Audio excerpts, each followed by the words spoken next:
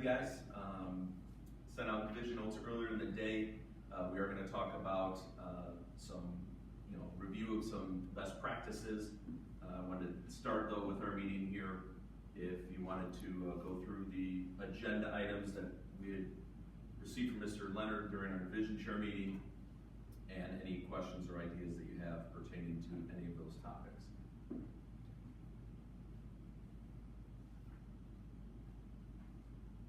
Probably the newest thing on there is what I sent with Mr. Walton and student recognition. I know that from the years past, we've always had the foundation student of the month, and it's been a senior leader. One of the ideas is to recognize as many students as possible. So one of the categories is we're going to do a student of the month for every single class. Okay, so there'll be from the fine arts, right, the music and art, there'll be a senior, sophomore, junior, freshman, all the way down, and then there's going to be some other additional ideas.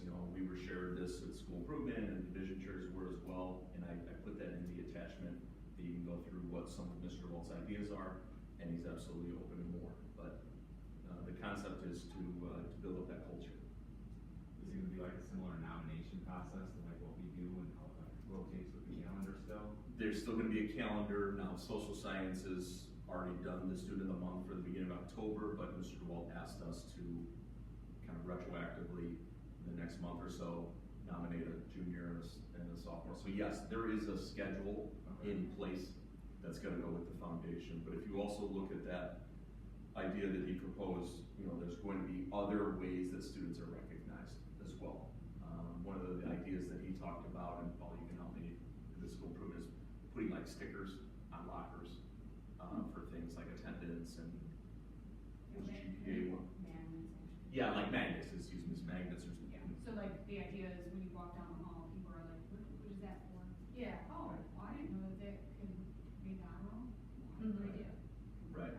Right. So has there been any discussion to extend that to like extracurriculars as well? Because I know that that's been a I think that was push of people included. so Yeah. that you could I think that was identify.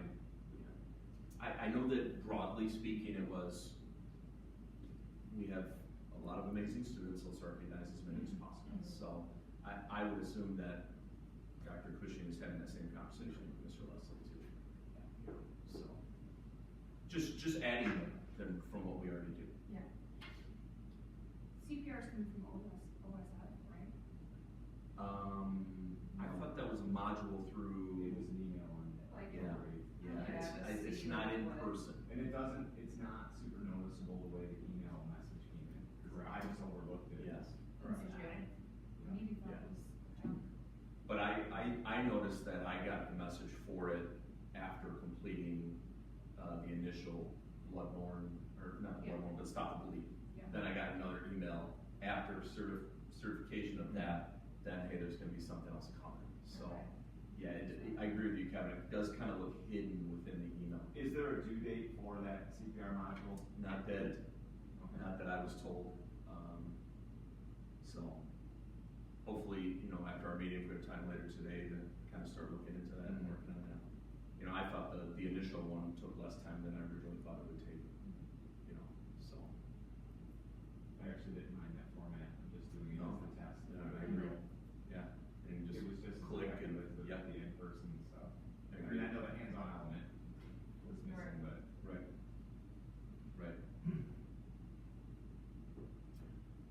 Have you guys on Skyward gone in each one of your classes for the first semester and changed the 90-10? Yes. I did not yet. Make sure you do that. So.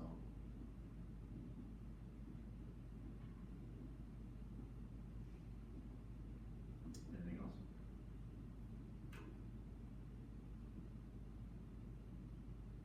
Anything not on this month's agenda before we take a look at and have our discussion about some best practices? Do you know when they start the 8th grade registration, like specifically? The way it was communicated with us was soon. Prior to the semester or anything? Yes, it is. Yeah. Okay. Soon meaning they want to do 8th graders before any of our in-class, Even eighth grade. you know. No, I thought seventh grade. Yeah. Should be in- So, Should be in eighth grade. in the next couple months. Okay. Yeah, because our process will begin January to February, you know, with students. Yeah. So, but I don't know if anything's actually been sent out yet to the grade schools. Usually it's, I think last year was November. It's early, yeah. Yeah, so. They no longer go out like they used to. It's all, here's a sheet of paper, please distribute that to your eighth graders. And then like, when we have open house night in January, they'll have computers set up in the 300 hallway area for those to register or if they need guidance in doing it. So. Anything else over the last couple months here that we were talking in August about, you know, the bus or the transportation situation and then just being overwhelmed at the beginning of school and everything's good. I like the transportation after school, trying to get down to the lot. Good. Yeah. It's no issue, unlike last year. Gotcha. Sometimes. How's it going okay with the lessons they provide in this car? Good, good, alright. Well, if you guys know if you have anything, please, reach out to me either way, text me or email me, okay? Sound good? Alright, so let's talk a little bit about, some of the research that I did and I know that these are things that you guys are doing, so feel free to jump in, with your own, you know, experience and what you think, and, you know, I want this to be more of us discussing this, less about, hey, here's what you should be doing, you know. I don't think that's, you guys are all professionals and you're veterans, and like I said before, we've got consistent numbers in art, and we know that a lot of our student population, really enjoys taking your classes, so let's continue that. And I found the image because I think these are all connected with these ideas, you know. And the other thing that, you know, doing this type of research made me think about is, you know, being a social science educator and also thinking about how these are ideas that aren't just for art students or, you know, students that take electives, but, you know, these are ideas that we can think about and incorporate across the board. So the four are, you know, with the acronym there, process over the product, assessments, and plural is I think the key idea there with assessments, choice-based, you know, allowing students to pick, and then the last one is critique, but I think more of it is about constructive conversation with that, okay? So, a couple things to think about. This first idea of process over product. You know, we look at an art and we see the product, but I think for us in learning, it's so much more than just that end target, that end result. I think it's something that we as educators can remind our students of that as well. You know, ideas can come from anywhere at the beginning part of the process, the sketch, and that's where a lot of the learning can take part. And I think there's so many other components that tie in with it. So, you know, whether that's the next idea of assessment in terms of journaling and kind of thinking about ways to improve and things like that as a part of it. And the other thing with the reflective component is, you know, bringing in that SEL, bringing in other ways that students can think about it beyond just their academic, you know, realm and things like that. So, thoughts or ideas with this first idea? Well, I just think it's crucial because, like I see with my students, sometimes they go into a project with a really great idea, but the execution of it falters at some point. But it doesn't necessarily indicate that they haven't had a good learning experience. Right. You know, so I do, and I'm assuming for all of you as well, like when we take and we do our assessment, one of the components is, you know, that creative thought process and development, and not solely based on the output from the assignment necessarily. So, yeah. I absolutely agree with that. I was telling Tom earlier too that I feel like the SEL like connection with art has gotten huge over the last 3 years. Don't you think? Oh, yeah. Like from when we started to now, like especially like with the AP portfolio or like just different projects that we do, it's like so self-reflective. And sometimes, especially with the AP portfolio, I'll have to like reel them in and be like, man, this is work that you're going to be showing to the community.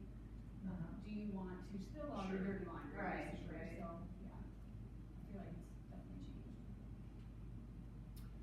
The second idea is definitely one that I instantly thought of in terms of my own classroom. You know, I think many of us get caught up, you know, sometimes in our content of rushing, you know, getting through it when, you know, we should be slowing down a little bit more, you know, and it's definitely something like bullet point number 2 is something that I know I have to improve on much more in my classroom. The idea of stopping, reviewing, reflecting, doing more surveys, getting more feedback from students. And again, I think part of that first idea of process, you know, that's, like we said, part of that learning might be that key thing for a student, you know, during that process. Bullet point 3 is also something to think about and something that's a challenge, but also I think it's something that, you know, if we get students helping out in creating the evaluation, our role is so important in that guidance of that, you know, without just handing a rubric, you know, get them in the process of making it, getting them understanding how to be evaluated as well as us as experts helping out with that. So, lacking in my career is student-generated assessments. I don't know if you guys have any input in. It just takes time too. Yeah. Like I mean, you just kind of think like, what am I rushing for? Like, Sure. you know, I feel like they, especially my juniors and seniors, they want that critique. And I have a hard time slowing down just Sure. because I want to fix Sure. things. I also like to get the feedback, like when we do a self-assessment, just to, they almost do, I know it's not the official rubric that they are being graded on, but they address the points. And then that actually allows me to self-reflect on, well, is that something that I'm considering on how I am assessing the project? Usually it correlates, but Yeah. Sure. you get some feedback from them. Sure. Yeah, you do. And so much of you know what we do sometimes is this linear start and finish, right? But I think if we think about like the pre-assessment concept, you know, if I know how to help them, then my support is going to be much more targeted. You know, you know, I know talking to like Mr. Ashley, for example, you know, he has gone to mastery retesting as a key practice within his, you know, and he thinks that sometimes has, in his experience, been way more beneficial than the introduction of the topic, you know, the retesting of it. Advocating for themselves Yeah. too. Yeah, so.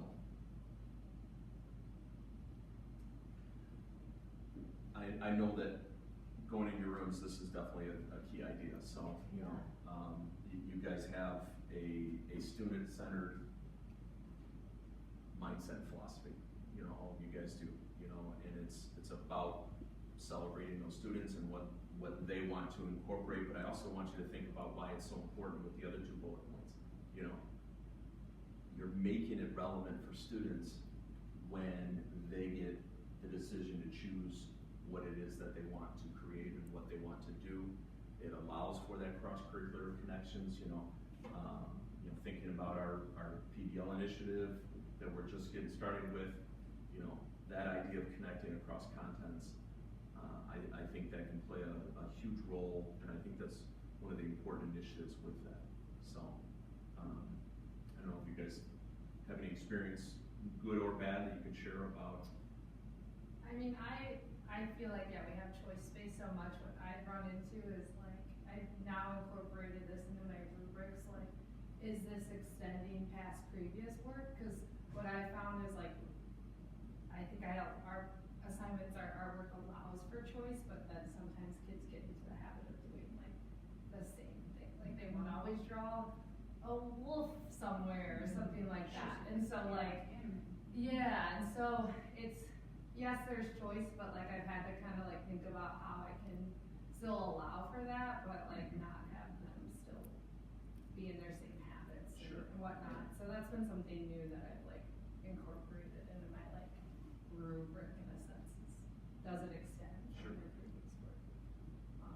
But it's not like you're taking it so far and saying, you can't No, do this. no, But right. what you're helping them Yeah, do is it's step like, a little let's bit out of their develop comfort. that, Yeah, or like they're developing let's and stepping try out and of think their about it comfort a zone. little differently, Yeah. like, so, we'll see. You know, it was unique listening to your classroom the other day, listening to that student. The ideas were so all over the place. The variety was pretty cool, you know. And then the last idea is this idea of constructive critique. You know, it's something you have to build, I think.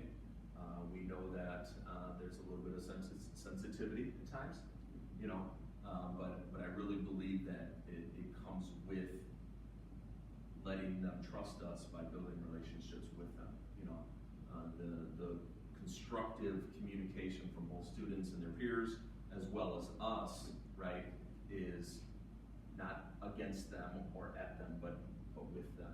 You know, that idea of we're trying to help you here, we're trying to assist you here, we're trying to serve you as best.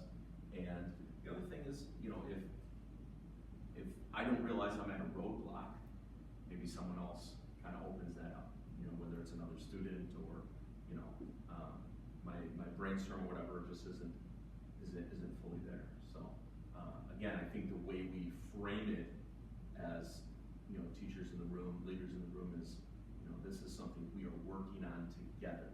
You know, don't take the idea of criticism as something negative. It's a touchy subject because art is such a personal skill set. It's like being good at a sport or being able to sing or what have you. Mm-hmm. So we spend a lot of time on this in my classes, and maybe I get kind of a raw reputation for it at times with some students, but I think it's really important that they learn how to take constructive feedback, not as an attack on them as a person, but just on their concept or an idea. And I know I do it with kids, and I try to make it kind of fun and playful.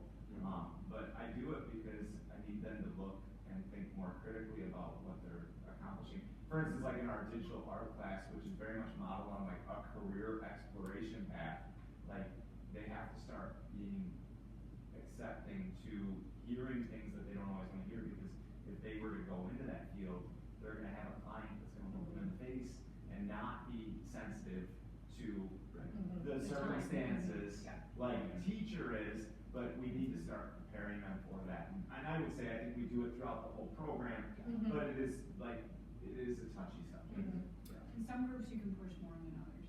I usually try to just have fun with it. He tries to push And more. I will say something and we get kind of a laugh out of it, and I'm like, okay, no, that's okay.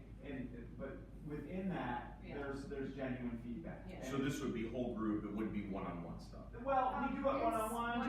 Probably every bunch of different ways. Sometimes Yeah. we learn to critique, or You can if do everybody's games. struggling with the same thing, Yeah. sometimes that's actually a unifying thing, because Cool. you can be like, well, that doesn't look good on yours, and you're struggling here, and it actually creates like a little bit of a network. I find with like That's digital awesome. art students, Yeah. because they, you know, have a little bit of fun, and then they start actually engaging with each other, like, do you think that was better? And they're getting feedback from their peers then too, so. Yeah. And they don't realize it also, but you're helping them develop the soft skills of just personal relationships. Yeah, and then they you just know. think I'm a jerk. There you go. Sure, we'll send them. There you go. All right, anything that you guys can help me add to in terms of thinking about this idea, these ideas?